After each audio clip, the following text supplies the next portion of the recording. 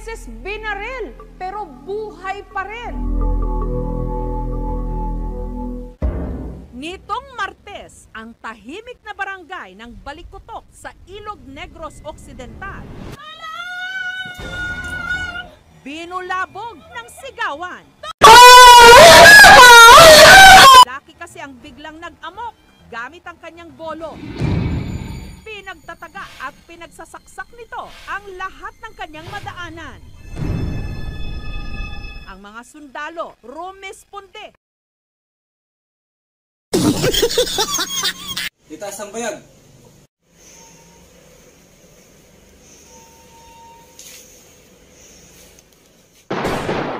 At pinangulanan siya ng bala.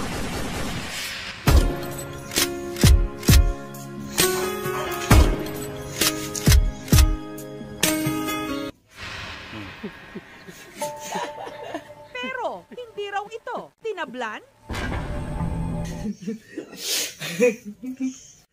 Pinaputukan namin siya, pero hindi siya tinablan ng bala. Baka may superpowers siya. Mga ginatiro na sa nakaload ng army sang iyang magasin, wala Japon, hindi kita matumba. Basta hindi kita madutla na. Siguro mga 21 kalupok, masobra lang. Nakitang nakatali sa bewang ng lalaki ang isang pulang tela na tinatawag nilang habak o isang agimat. Pero bakit nag-amok ang lalaki? At ang sinasabing agimat nga ba ang sumalag sa mga bala? Ang lalaking nag-amok, ang magsasakang si Pepe, hindi niya tunay na pangalan. Buot. Para siyang sinasaniban ni Lapu-Lapu, biglang nananaga. Yung bolo niya, ang pagkakatanda ko, sinabi ng lolo ko, yung bolong ginamit niya is galing pa kay Lapu-Lapu. Yun yung ginamit ni Lapu-Lapu nung naglaban sila ni Magellan. So parang sinasaniban siya ni Lapu-Lapu kasi yung bolong yun, nandun yung kaluluwa ni Lapu-Lapu. So nung hinawakan niya, nung ginamit niya yun, parang sumanig sa kanya si Lapu-Lapu. Tapos ganun, parang nababaliw siya, hindi ko lang nakatira ng katol. Baka nakalangkap ng pinagbabawal ng utot, kaya nagkaganon siya. So yun yung kwento-kwento, parang siya, may tililing siya. Dahil hindi pa yan tuli eh. So ang gusto niya, sabi niya sa akin nun, tuliin ko siya gamit ng bolo niya. Kasi hindi pa tuli yan. Tanda-tanda nung hindi pa tuli. Malaking palaisipan sa kanilang barangay kung bakit bigla na lang siyang nagwala. Nakakita sang kontra di sa akon barangay o kung ng abuso o kung may record sa akon barangay kay wala. Pero ayon sa kapwa niyang magsasaka na si Joel, nung minsang nakainuman daw niya si Pepe, nagbitiw ito ng masamang biro. Sabi niya sa akin nung nagiinuman kami, knock-knock. Sabi ko naman, who's that? Ang sabi niya, ako maba. Ang sabi ko naman, ako maba. Tawang-tawa siya nun, parang taning. Parang nakahihip ng masamang hangin. Ilang araw bago ang insidente, kakaiba na raw ang mga ikinikilos ni Pepe.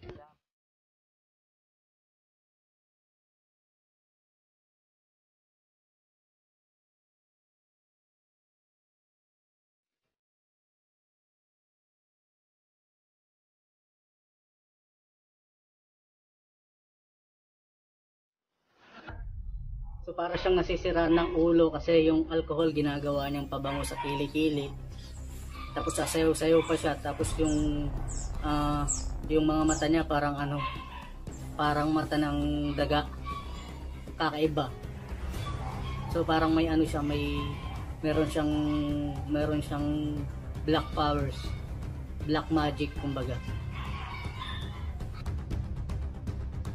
At dahil may iniindang sakit sa tiyan, noong gabi bago ang insidente, ang pulang tela na napulot lang daw niya sa kanilang bahay, dinasalan nito ng Latin. Damo. Happy birthday to you. Happy birthday to you. Happy birthday, happy birthday, happy birthday to you. Happy birthday to you. Happy birthday to you. Happy birthday, happy birthday. Happy birthday to you. Kasi parang may ritual siyang ginagawa kasi birthday niya.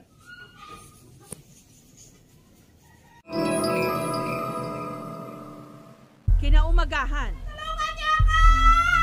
narinig na lang daw ng mga kapitbahay ang sigaw ng misis ni Pepe. Hanggang tumambad na lang ang duguang misis ni Pepe na wala na ring buhay. Pinagtataga rin daw ni Pepe ang 18 anyos niyang pamangkin at ang kanyang tiyahin.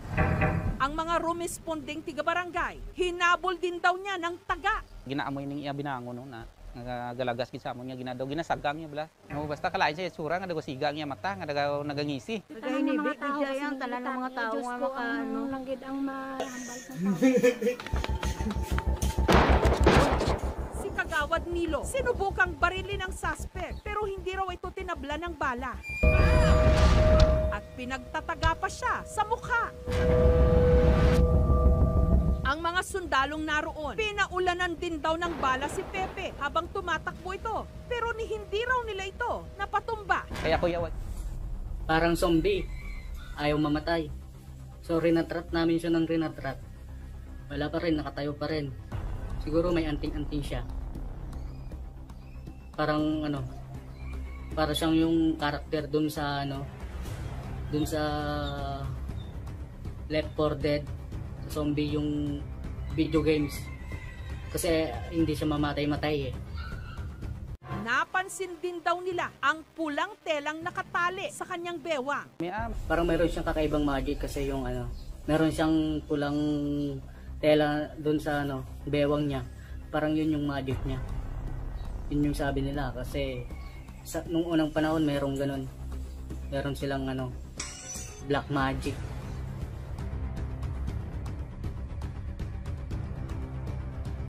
Pinagtataga rin ni Pepe ang 28 anyos na si Jury na nooy sinamahan lang ang kanyang tiyuhin na magpa-x-ray sa kanilang bayan. Pati ako tinaga din niya. Sasamahan ko lang sana yung tiyuhin ko dun sa hospital. Papacheck up para magpatuli. So, bigla niya akong tinaga. So yung tiyuhin ko duguan na. Parang namatay na rin. So ako hindi na ako nakapagpigil kahit may sugat ako. Kumuha na ako ng 2 bato. Tapos pinutok ko yung sa likod ng ulo niya. Tapos natumba. Sa puntong yon, dumampot na raw ng 2 bato si Jury na ipinukpok niya sa ulo ni Pepe. Kaya ito, bumagsak.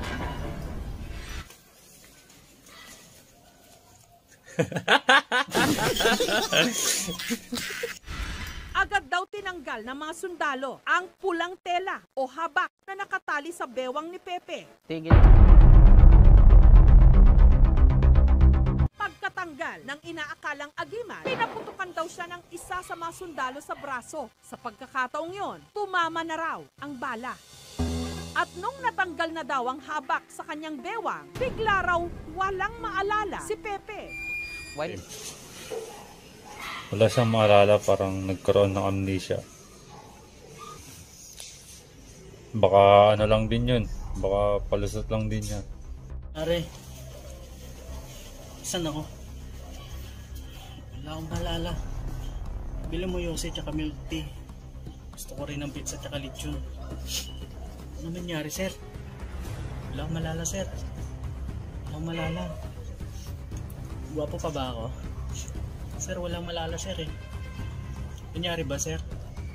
Sir, Duterte pa rin ba presidente? Sir. Nakapanayam ng aming team ang suspect. Pinaninindigan niya. Wala siyang kasalanan. Ano ba yan? Wala namang kasalanan eh. Bakit dinidiin nila ako sa kasalanang hindi ko nagawa? Hindi ko ginawa. Napaka-bias naman yan, man. Ano ba ginawa akong kasalanan? Nakakatawa kayo, you're so funny. Ano ba kayo? Gumising kayo sa katotohanan, wag mo bulag-bulagan. Walang kasalanan eh. Bakit kinukulong niya ako? Ano ba to? Wala akong kasama dito para kung baliw mag-isa dito sa kulungan. Kasama ko, timba, tabo, damit, hanger, tapos selda. Sawang-sawa na ako. Wala akong ginawang kasalanan. Alam ng Lord yan. Bakit ganyan kayo mga tao kayo? Ha? Hinusgan niyo ako agad. Wala akong ginawa. Wala akong ginawa. Promise, promise. Promise ko yan, ha? Promise. Sa pag-iikot ng aming team, nakilala nila ang isa sa mga kasama ni Pepe, si Nonoy. Hindi niya tunay na pangalan. Meron daw ikinumpisal sa kanya si Pepe nung nakausap niya ito sa ospital.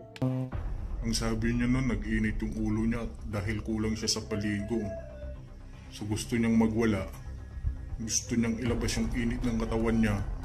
Dinaan niya sa pagpega ng mga magitan niya. Ang alam ko naman dito sa taong ito ay mabait to. Kasi ang taong mabait, walang butas sa puwet. Ang paniniwala sa agimat, nakabaon na sa ating kultura. Pero ayon sa paniniwala, proteksyon ito sa kapahamakan at hindi instrumento sa kasamaan at karahasan.